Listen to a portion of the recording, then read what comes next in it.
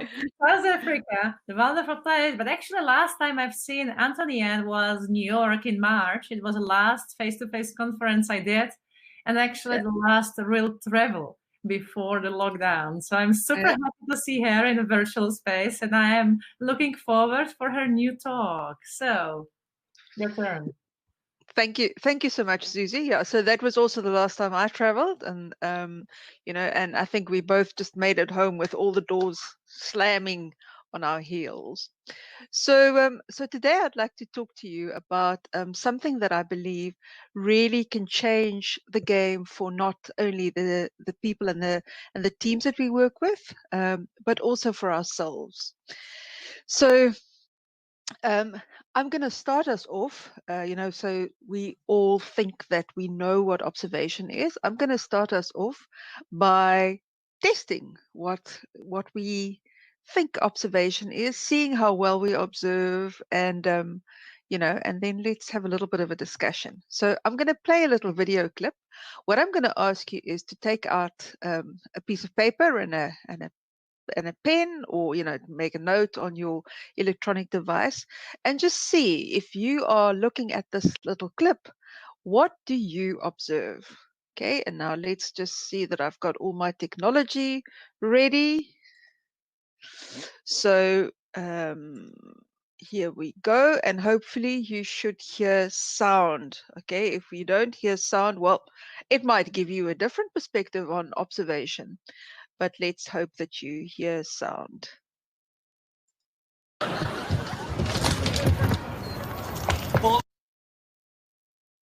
Bullies, big bullies. Oh, look who's here. It's the weenies. Did we not make ourselves clear the other day? Yes, and that's why we're here. Yes, we're standing our ground. Apparently. Let's do this already. Whoa, what do you got there, a weapon? It's a nice watch. I don't want to break it on your ribs. All right, let's do this. Question.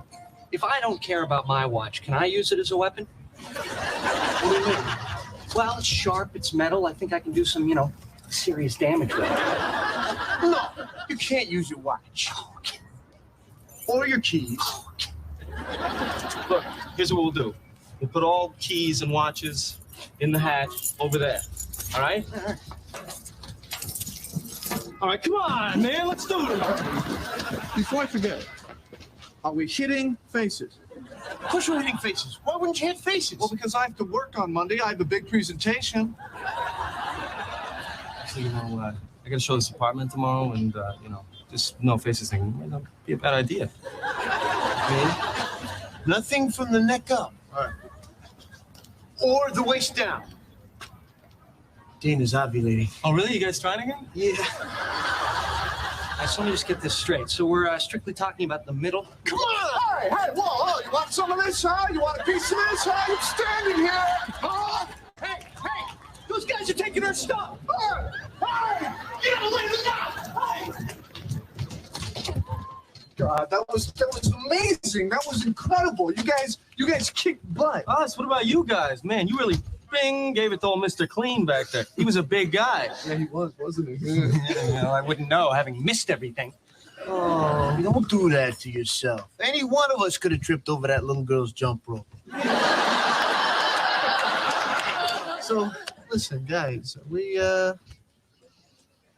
okay here? We're okay. All right. Okay, so can I have my hat back? No. Huh.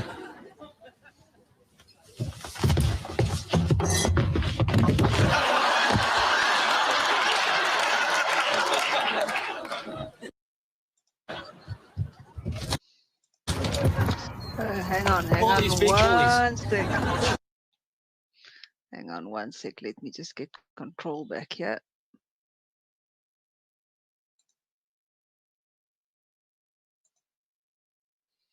Oh my gosh. There we go. That should do it. There we go. So what you have just witnessed, you know, if you thought that what you saw was that that the guys were intimidated or intimidating one another, that they tried to delay the fight coming up between the two groups, that they actually, neither of them were really wanting to get involved. All of that actually is not observation. It is, it is what we generally do as human beings, coming from where we are, and it is jumping to straight into making some, drawing some conclusions from what we see. So if you were writing down that what you saw was people gesturing quite in big gestures, that people were raising their voices, there was running involved, that's closer to true observation. And it may seem silly when we start out like that, but really the aim of what we're here to talk about today is to think about how we can really help the teams that we lead, or some of you may be coaches, the teams that we coach. To me, all leaders are coaches, and all coaches are leaders. So it's really how to get the most out of what is happening with the person in front of you, or the group that you are with. So the very first problem is, when we look at observation, is the fact that we conflate observation with interpretation or evaluation. So if we look at how we generally, how we trained, and in our problem solving minds, how we deal with situations, we jump from observing into interpreting, into evaluation, and into acting very often as one continuous movement without even noticing the different steps. So, that was all fine and well when we saw a mammoth and we didn't know whether we could eat it or whether it's going to eat us or kill us. But it's not always useful if we look at the world of knowledge work that most of us operate in. Okay, so if we also consider that there are a couple of basic things that we all assume to be true that's not true, we are in a deeper problem than what we could think. So if we look at the first one, and here I've built on the work of Lisa Feldman Barrett, who wrote a wonderful book called The Secret Life of the Brain. Okay, so if I ask you to look at the following picture, in the middle, there's, for those of you who are as old as I am, in the middle there's Captain Koenig from Alpha 1999, and on the left there's a face and they show similar emotions. So if we compare Captain Koenig's face with the person on the left, it may look like what he is showing on his face is fear. Okay, if we compare him though with somebody who is showing surprise, we may also assume that he's showing surprise. So fear, surprise. Well, actually, it's neither. It could be, who knows? And the work of Lisa Feldman Barrett built on work of social anthropologists that went around the world, and they tried to identify the 5 big emotions, whether there was universality amongst people in the 5 big emotions. And really what they found in those days was that the emotion that was shared by everybody was happiness, and everybody would show that through a smile. Well, in Barrett's work, it turned out that actually the smile, the one thing that they did think was a universal emotion, that smile, was also not quite true. So the groups that had worked with, remote groups in the world that had worked with the social anthropologists eventually cottoned on to the fact that they, that the researchers were looking for something, okay, and I'm sure because they were sick and tired of all these strange people asking them funny questions, they imitated a smile, you know. So really, there's absolutely no universality in emotions. Nobody, you know, all of us are familiar probably with people indicating yes, you know, in terms of a head shake like this or like this, okay. There's nothing that if we look at people, that we can say, well, that is what that person is experiencing. There is just no such thing. So the second problem with you know, with emotions and our perception of emotions in others, is that we actually make our emotions. So once again, this comes from Lisa's work. So you know, so she tells a lovely story about going out with a guy that she didn't really think. She was in college and she didn't really think she was attracted to him, but he asked her out to dinner, and you know, she didn't have anything to do, and it was you know, she decided to go, and you know, maybe she was wrong. So she goes to dinner with him, and during dinner she experiences in her body the kind of typical fluttering of butterflies in her stomach, and you know, and feeling kind of slightly lightheaded, all feelings that she up to that stage had previously associated with being attracted to somebody. So you know, she thought, well, maybe I was wrong. Maybe I am attracted to this guy. So goes home, arrives back at her dorm room, and has a stomach flu that lasts for 3 days. So completely confused the somatic messages her body gave her with what she was experiencing in relation to this guy. So we can't even really trust our emotions, you know. So we do make our emotions, and becoming aware of it also, you know, gives us other benefits. But knowing that if we can't even identify it in ourselves because it's not pure, and how on earth can we identify emotions in others? Okay, so the third thing is, if we look at how we make sense or meaning of situations, it's worthwhile to you know, just to go through the process of what happens in our brains. So we start first of all by sensing, you know, so that's literally the 5 senses that we use. So you know, we can hear something, and if we work with in organizations, we often rely mostly on our eyes and our ears. What are people saying and what are we seeing? Okay, then we make sense, and that making sense is actually subject to where we are in our own development as you know, as leaders, as people, our own adult development.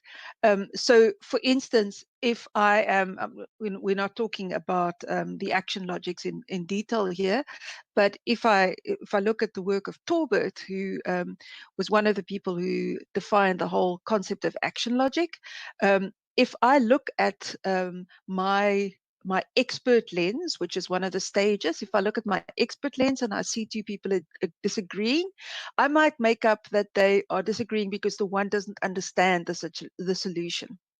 If I look at it through the achiever action logic lens, I might make up that they're disagreeing because they're not in agreement about how long the solution will take to implement, or maybe that there are too many outside dependencies to get the job done. Okay, if I look through my individualist lens, which is another action logic, I might make up that both of them are correct, but they're not even trying to solve the same problem, maybe, you know, or I might make up that they're simply not listening to one another. So depending on where I am in my own development, when I look at a group, I might see different things, and I might come to different conclusions. Okay, so once again, you know, risky.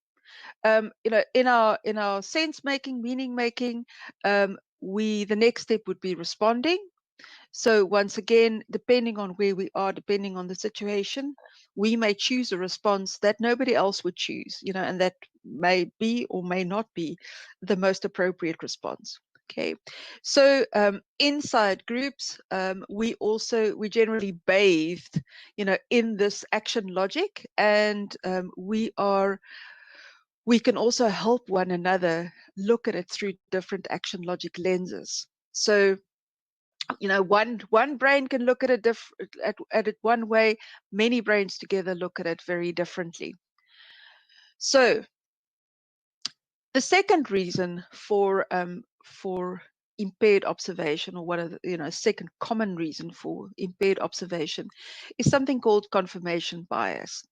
And I'd like to share another video clip with you.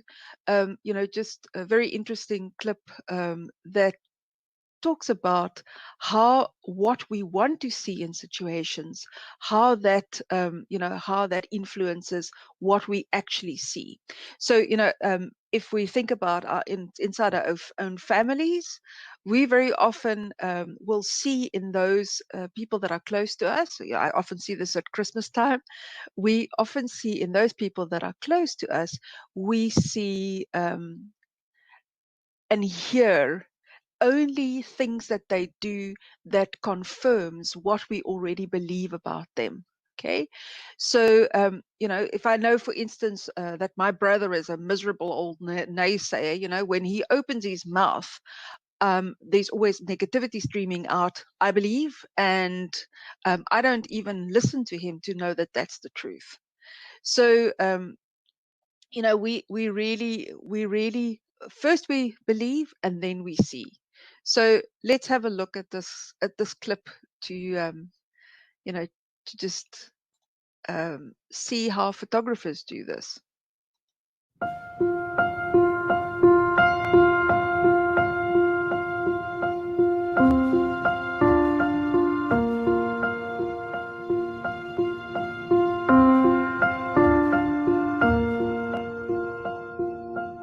You're about to meet Michael. He lives fast as a self-made millionaire. You didn't have to dress up. It's all right. You're going to photograph Michael. He's actually saved somebody's life. Michael is an ex-inmate. He's a commercial fisherman. Michael claims to be psychic. Nice to meet you. Michael's a former alcoholic. Here's your camera. I'd like you to flesh out the essence of who he is. What would you like out of this? What would you like the photograph to say about you? Do you find that being a psychic impacts much on your day-to-day life? I can see this is emotional for you. Like to get to know the person. You've only got 10 minutes, right? I think you're a guy that's put yourself out there.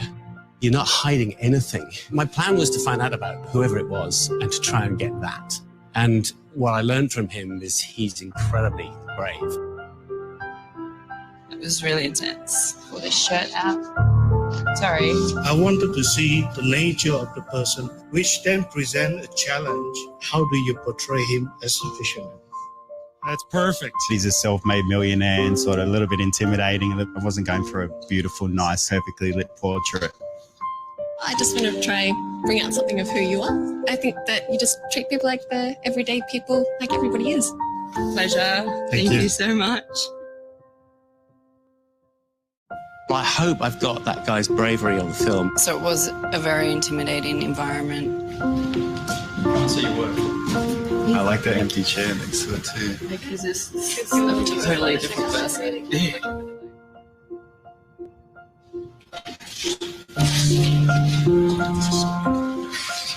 Almost looks like 6 different people. So not everything I told you today was true. I'm not a fisherman. I am not an alcoholic. The GFC hit me hard, but I've never been a millionaire. Never been in prison. I am a Bondi lifesaver, but the story we talked about never did happen. Not psychic. Can barely spell it. Before I knew there were different characters, I thought, that's really strange. These don't look like portraits of the character I thought you were. You always got your own preconceptions and you've got your ideas. It pushed me into a position and a space that I wouldn't normally be in. You have to dig a lot deeper. It means you've got to be, I think you're a lot more creative to work out how you're going to play things.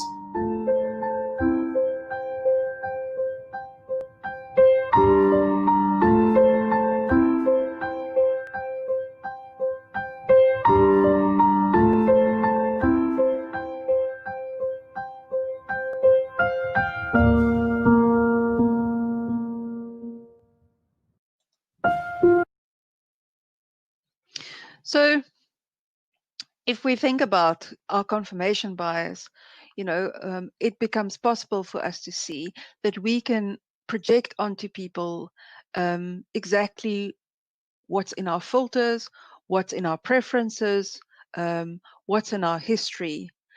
So, once again, it's not a clean view when we look at people generally, and we go already into that sense making from sensing without their input.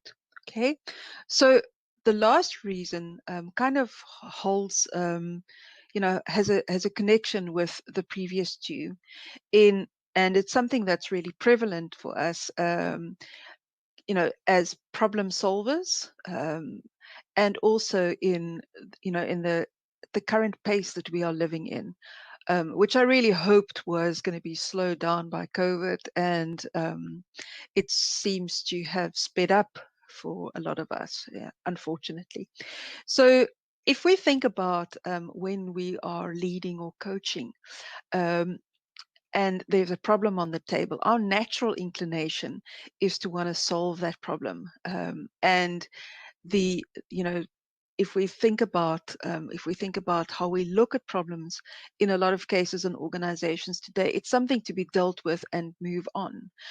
And when we think about being reactive, because that's what if we deal with stuff and move on, we don't create capacity in ourselves and definitely not in others if we do not slow down and and really have a look at what's at play here, what's at play with the people involved, etc., before we move on. So the reason why this is so important for me in when I talk about agile is that we have this subtle but profound change that we're trying to make in the agile world.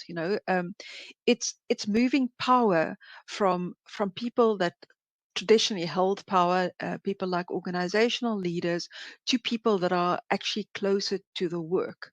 And it's a big adjustment for both of those parties. It's a big adjustment for those that are sharing their power, because things will go slower. And it's also a big adjustment for those that have to pick up new power, because they are not always confident about what they should be doing. So, so this is, when we look at observation as a whole, we jump to that acting part of observation, or that react part of the observation, within no time at all. And what we lose along the way is we lose the ability to see what people can bring to a solution that's novel. So especially if we think about leaders stepping in to to come up with solutions, rather than reflecting back to people what they see is going on, it loses the opportunity for unexperienced or inexperienced or younger people to come up with ways of looking at a problem that's not colored by confirmation bias through filters, etc. Okay, so that's the third reason that I've seen people not really observing but jumping to conclusions. So all in all, what we really need to start doing is, when we look at a situation, when we are the observer, we need to bear in mind that most of the time we don't really know what's going on. We can form an opinion, and we can certainly see things, especially if we're working with groups. We can see things that others might have difficulty in seeing. Okay, but we really need to be very careful about what we make up the problem is, the solution is, what people should do, etc. So what do we do then? So we need to start with our intent. What is it that we're trying to achieve in the situation? Are we teaching people skills? Because then we would reflect different. Are we trying to help them grow? Grow their thinking, developing them? Are we supporting them in solving their own problems? And the deeper the change that we want to bring about in people, the lighter our feedback needs to be. The less interpretation, the cleaner the observations. So if we think about how we would go about doing it, okay, the way that I like to think about it is if we can look at situations like a movie camera. You know, if we can simply, instead of going from, if somebody raises their voice, our, our natural instinct is to, based on what else we see in the situation, is that they are angry, or they are frustrated, or they are dominating the conversation. You know, there's a whole bunch of things that automatically, based on who we are, and where we come from and what we've experienced, that we bring. Okay, so if we really want to, if we really want to make sure that we are serving the person or the group that we are working with, we need to keep what we see as clean as possible, and keep our observations and keep our interpretations and our evaluations out of it. Okay, that means that we have to stay curious, which requires a lot of self-management. You know, if I'm seeing something happening, instead of making up about what's really happening, if I can reflect back what is actually, what I'm actually seeing, you'll be amazed at what people come up with. You'll be amazed. I mean, there's actually neuroscience that says if we stay in the space of sensing for as long as we can, the options that we generate in terms of what should happen next become, they grow and grow and grow and grow. Slowing down, staying there, and simply looking at, what more can I see? What more did I hear? What else could be going on if I don't jump into the sense making part of it? Okay, so that requires from us, that requires great self-management. And even if we are right, I mean, because obviously sometimes we might be right with what's happening, we may find that our picture of what's happening, if we jump into that problem solving space, our picture of what's happening may be missing some details. Okay, so what can we focus on? So if we look at groups of people, a lot of the information comes through the conversations people have. So you can look at, if you look at how they are speaking, so those of you who are familiar with structured dynamics, there's a wealth of information in that body of work. But even if you just start with, are people using I statements? Are people using we statements? It statements, we you statements, are they mostly phrasing it in questions, or are they making statements the whole time? That tells you, that tells the group something. And generally, just sharing that observation with a group will make them reflect on what's going on. You don't have to do the interpretation for them. Okay, we can look at, how do people respond to one another? Okay, so are there people that are getting ignored? Are there people that are just being jumped over in terms of responses? Are people bullying? Is there mollifying? Do people, is there a thread of conversation? Do people constantly come up in debate, or do they support one another in their conversations? Okay, once again, reflect that back. I'm noticing that we've had a lot of ideas on the table, but we seem to jump from idea to idea without going into any idea into more detail. That's a neutral, morally neutral way of stating an observation. Then we can look at what the roles are that people take on. Who initiates new topics, who facilitates, who mediates, who interrupts whom, when and how often, who sets the schedule, who controls the pace. So those kind of inner roles that sometimes are tied to organizational roles, but the inner roles that people take on. We can also look at the physical positioning of a group when they get together. So how are people sitting? Do they change positions? You know, what's their relationship to the furniture and the tools? Do they, you know, do they sit all over the chairs? Do they sit on the tables? What's the shape of the group when they sit down? You know, the relative proximity. Do they, you know, do they sit? People, when they form community, they tend to sit with their knees not further than 9 inches apart. Okay. And, you know, are people all talking at once? Is there a high level of energy in the room? That would be an interpretation. But are people talking at once? Are they waiting? Are there long silences? All of those things, you know. So then, you know, there's many things that we can focus on, but the last one I want to focus on today is just look for the nonverbal clues as well. So where do people look when they talk, you know, when they listen? What do they do with their hands? What's their posture like? What happens to the expressions on their faces? What about the tone of voice? You know, is it threatening? Is it low? Is it what, you know, what do you make of that? What's the volume? Is there lots of laughter? Is there diversity in the group? You know, are there cultural differences? Because one thing that I haven't mentioned is, of course, when we interpret what's going on for a group, we can really run ourselves slab bang into cultural differences in specific groups. And over time, you know, people get to know one another. So individual differences, culture differences, all of those things, they may get used to it. And then it's really useful if somebody from the outside can come in and just hold up a mirror. So if we practice observation and we give them the data, we give the person in front of us or the group in front of us, just give them the data about what we sense. And generally what we sense with our 5 senses. And if we sense something else, then we need to qualify that it is something that we are sensing and we therefore could be really wrong. I believe that that's the biggest gift that we can give to group, give a group, you know, or another person. It's something that they cannot see themselves.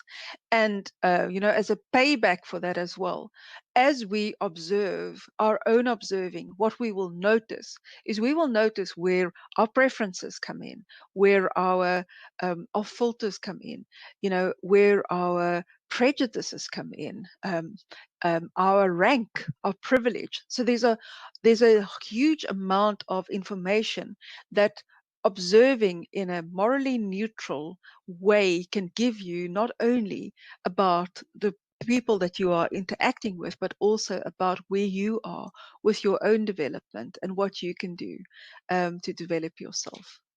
So that's it.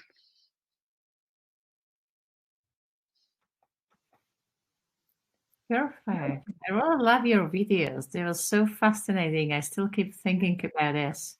But I have a question for you for the start, right? So think about your past experience working with organizations, or maybe your personal life, whatever you are willing to share with us, right? Yeah. And I would be interested about some story, like where this impaired observation played a role and how it went, and maybe what you did to show them or something, which would be like tangible story from real world.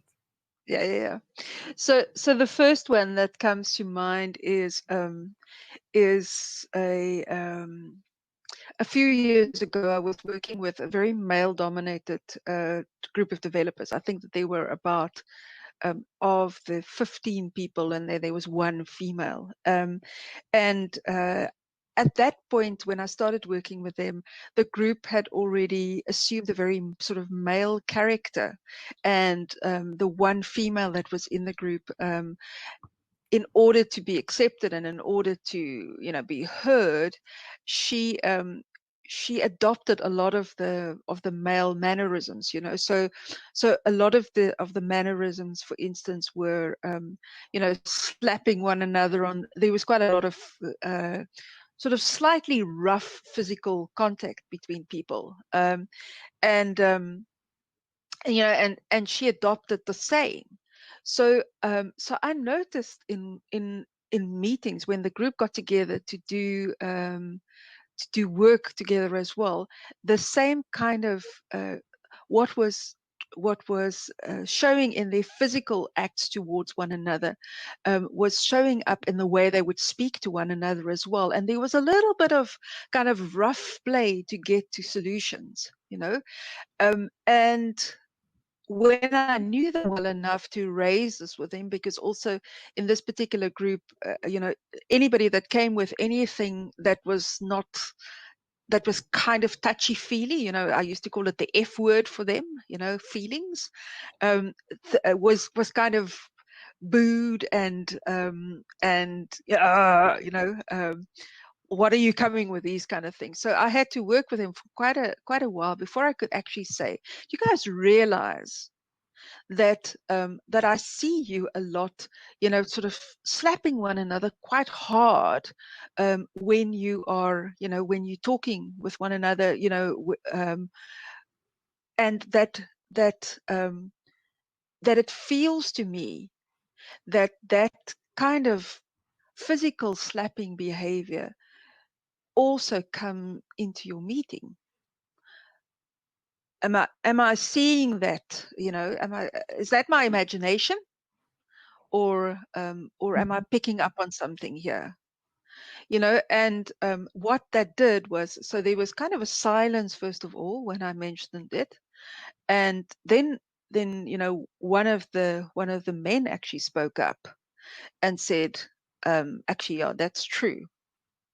And it opened up a conversation, you know, through which I could also bring up the fact that, you know, I could ask them, so what are you noticing about the impact that it has on the female, you know, because she wasn't a junior person, she was an architect, you know, what do you make up about that? So what it did was it created a conversation that that allowed everybody to speak up, and for half the group, more than half the group, about 2/3 of the group said that they actually didn't enjoy it, you know, but they felt that that was what you had to do in that particular group to stay on top. And ultimately what it led to was you know, a change in both the behavior of the group, and it led to much more collaborative decision makings around solutions, where they realized, well, actually some of the junior guys, there was one particular junior guy that had been kind of hanging back, that actually most of the time could bring a lot more to the solutions that they were coming up than any one of the more senior guys. So, you know, so that was it was in my early days of coaching. That's why I remember it, because the urge in those days for me, much more so, it's still there, but much more so than today, was to simply say, hey, you know, you guys realize that you are bullying, you know, or very close to bullying the rest of your team, you know. And I probably would have just been met with derision and denial if I did that. Whereas sharing that observation really brought about a change in the group. So, thank you for that story. And I have a question from Jan here. He is asking, pretty much stating first that the biggest challenge he has seen in keeping observation out of evaluation part. So do you have any thoughts about this? Yeah. So so so first of all, Jan, it's normal to do that. You know, our brains work in a way that we have to jump to a conclusion, to action immediately, and it comes from, you know, from our forefathers who did have to make a decision quite quickly about where to, you know, what to do, where to go, etc. It's just inappropriate at this point. So start noticing when you are speaking something, when you're trying to observe, that does not pertain to what you can state objectively, you know. So that whole idea of a movie camera really helps me. So if I was a movie camera and I looked at the situation, what would I have heard? So you know, can I repeat exactly what I've heard, or can I describe exactly what I've seen before I do anything else? and really practice. So think about it. If you look at a situation, think about, okay, what did I see? What did I hear? What did I feel? And if there were smells and tastes, that would be great too. But most of the time, it's our seeing and our hearing. So you can work with somebody else as well that can help you just prompt, and bring you back to the sensing, bring you back to the sensing, bring you back to the sensing the whole time, so that you become adept at realizing, okay, this is when I'm sensing, and I'm already making up stuff about it. Would be that would be a good way. One thing that you can practice is doing exactly what I did with you today, is watch something on YouTube or watch something on television and just write down, what are you observing? And once you've written it down, go and have a look and see which of these were actual observations and which of these were already interpretations. So that's a good test. I need to try it. Then I'm afraid what to see. Now, Chris is asking, how do you balance the clean observations and being curious against those who are reaching out because they genuinely need advice or mentoring? Are these diametrically opposed? So, so I suppose 99% of people who come to me as a coach actually want me to tell them the answer. Okay, so they request that advice or consulting. Okay, so hang on, I just want to change my screen share. No, I can't do it quickly. Techno peasant. So 99% of people actually want that advice. Know that when you give them that advice, generally it's because you want to be able to support or help them. And know that in a lot of cases, you will be giving them more help when you give them the observations and ask them, and in the beginning, people are lazy because they're not used to this. We're building a muscle that people are not, so we are so used to, if we look at groups, especially those of you who are facilitators and who are trainers as well. As a facilitator, we very often, if we notice that something is going on in the group, we will throw in something to tweak what's going on. So if we notice, for instance, that the energy in the group is low, we will quickly change the frame so that people do something that's slightly more energizing. You need to,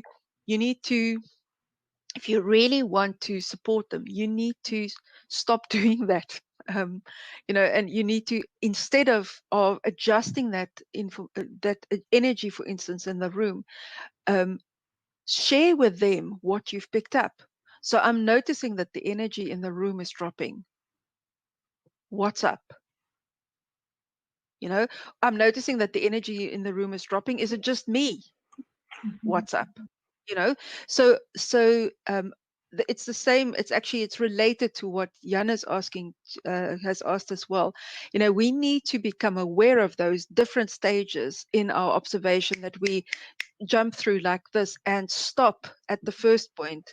And even if we have already made an evaluation of it, okay, or an interpretation of it, we could share that interpretation, but we hold it very lightly. And we know that when we share that kind of interpretation with people, it will anchor something for them, so it will, if you've given them the answer, they're going to stop thinking about it. And ultimately, over the long term, you're going to have to keep on giving the answers. If you keep on, if you give answers, you want to make sure. I always think that a coach's job is to make themselves as obsolete as quickly as possible when they, when they come into a situation. So you need to make sure that you don't do their work for them. And the best way to do it is give it straight back to them. By saying, this is what I'm noticing, or this is what I'm hearing, or, this is the pattern that I'm seeing, in a morally neutral way. What do you make of it, or am I wrong? So simply offering, in coaching, we call it revealing the system to itself. giving people new information about what's going on in their system. So it reminded me the ORSC class when we've been practicing this revealing the system to itself, and I still remember how awkward it felt at first. But I know with a bit of practice, you tend to do it, right? Yeah. There's also something when you start doing it that that you may feel stupid, you know. So if I'm not drawing the conclusion, people are going to think that I'm stupid.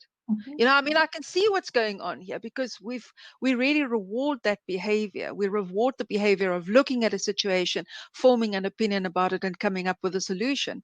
So it really, you know, it's an ego, letting go of the ego as well, you know, which we need to do if we want to become real good leaders and coaches.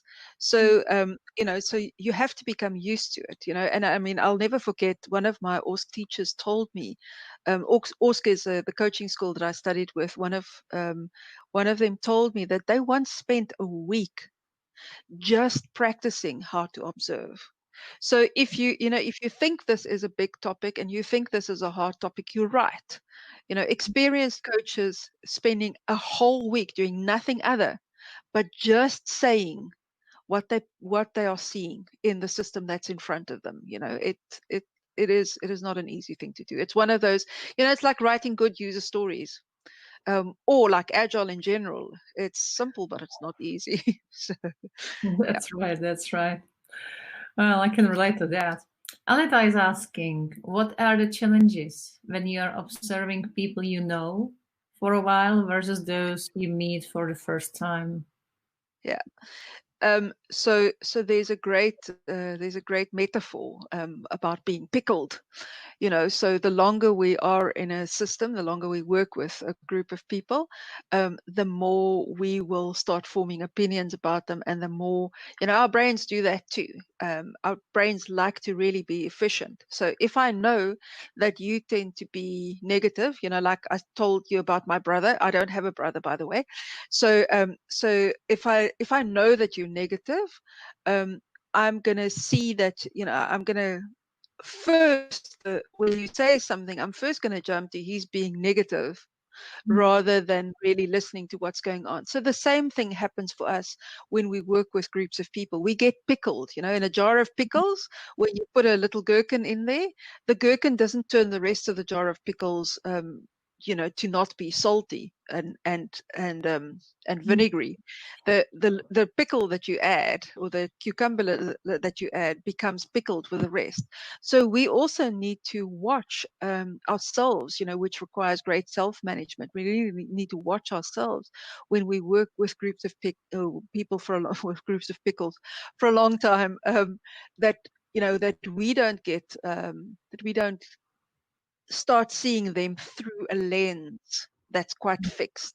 Okay, so I know when I start getting grumpy about the group of people that I work with, you know, the system that I work with. I mean, I love the people that I work with generally. When I start getting grumpy and, you know, and then I know it's time for me to move on, you know, or it's time for me, if it's not a system that I could move on from. I mean, there's some systems that we would, at points in time, love to move on from, but we can't. Then I need to sit down and really kind of clean myself of the prejudices that I've developed against the people that I'm working with. So for people who are internal to organizations, that generally means having the tough conversations, you know, and really maybe recontracting around how we are with one another and what we do when things go wrong, etc., etc. So. Perfect. I have a last question for you, and that's a very simple one. What do you want people to remember from today? Don't believe yourself. That's a good one. I like it. Thank you very much. And now we have a break, so enjoy the break, stretch a little bit, have some coffee, and we start soon after.